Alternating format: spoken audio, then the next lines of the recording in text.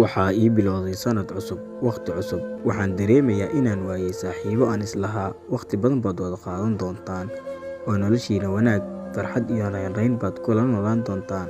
Laakiin maxaa dhacay? Waxaan ogaaday inaan qofna si dhab ah loogu kalsoonaan karin. Waxaan kaloo ogaaday in dadka qaar ay yihiin kuwa dantooda oo keliya kaa fiirsada, markay kaa waayaanna kaa taga.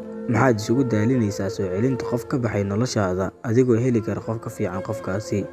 Hakad ha u gelin noloshaada qof kaa tagay oo aan doonayn inuu kula qaybsado noloshaada dhib iyo dheefba.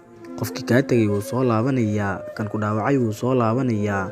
Intaa oo dhan waxay soo laabanayaan markay arkaan inaad faraxsan tahay iyaga la'aantood, markii ay dareemaan isbeddel inaad samaysay kadib markii ay meel cidla ah kaaga tageen oo aad noloshaada ka saartay xusuusahooda.